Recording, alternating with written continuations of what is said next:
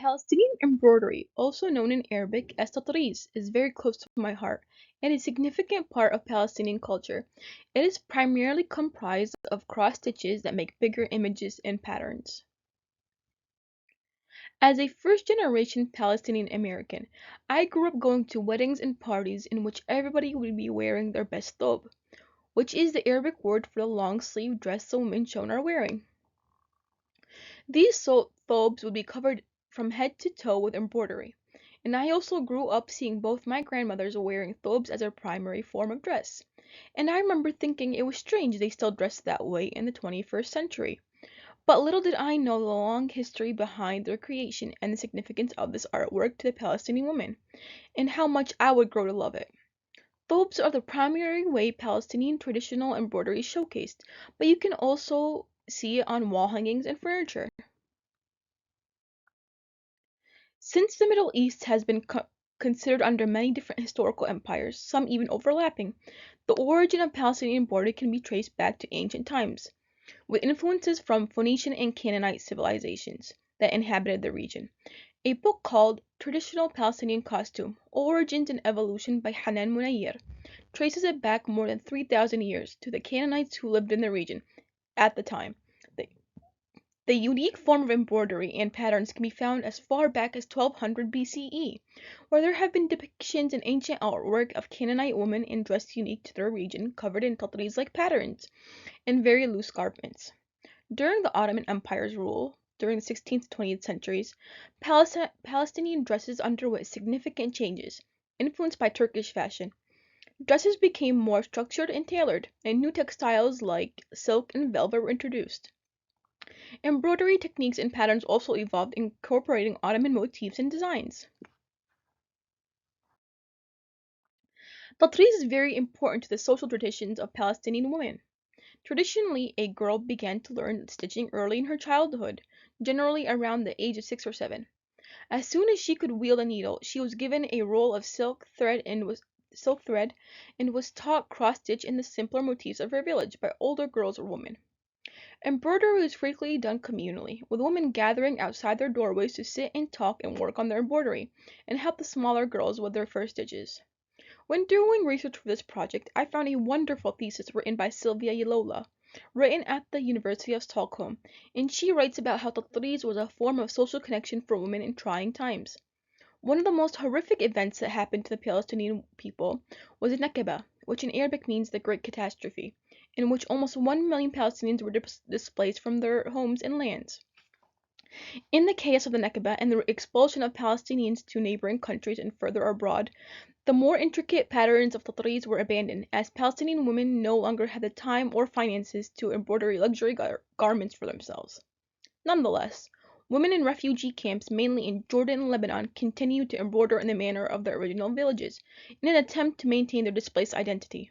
Over time, however, the motifs and practices of different regions began to blend together, and a new homogeneity emerged, a shared memory of loss. What was more important was solidarity and the collective forging of a united national identity.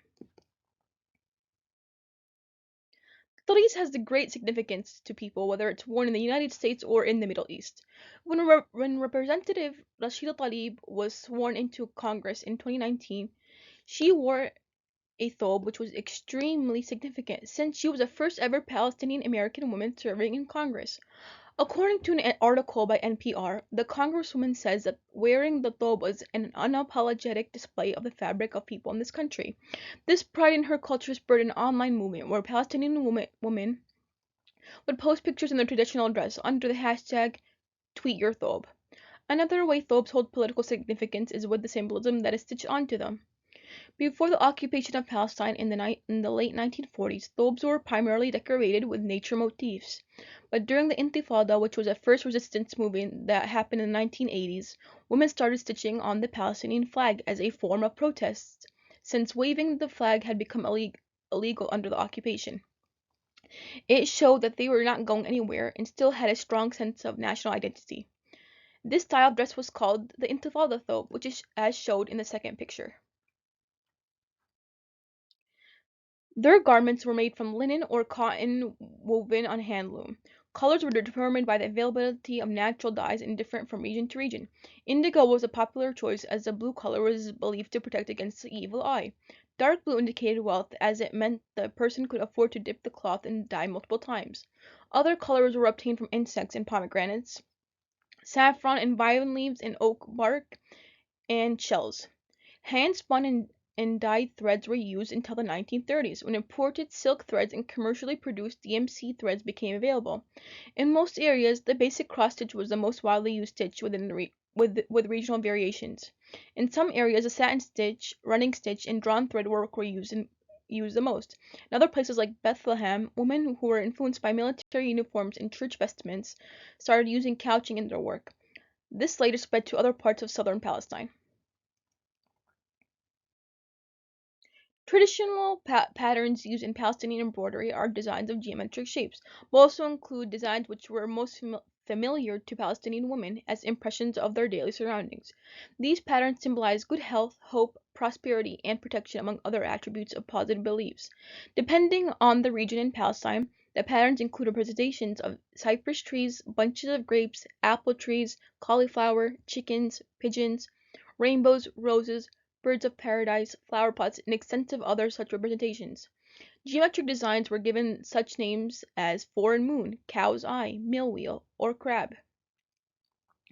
The pictures shown here include most of the traditional patterns. Palestinian dresses are known for their bold and vibrant colors. The colors combinations are eye-catching and reflect the cultural aesthetics and preferences of Palestinian society. Common color schemes include red and black and red and white, but you'll also find other colors depending on what the wearer wanted to convey. An example given in a New York Times article written about the importance of the trees is of a red bird on a blue threaded thobe, worn by widows, meant the woman was ready to remarry, or a thobe that has only red stitching on it that represented that a woman was a new bride. Each thobe is unique in colors, patterns, and styles because it represents a woman's distinctive identity. It will take comprehensive knowledge of the Palestinian culture to identify the location, social status, and age of the thobe's owner.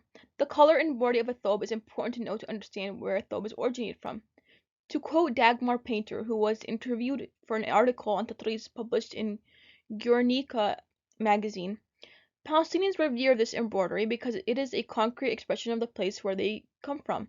Each piece is very specific to the particular village, the particular place where these people and their ancestors were born.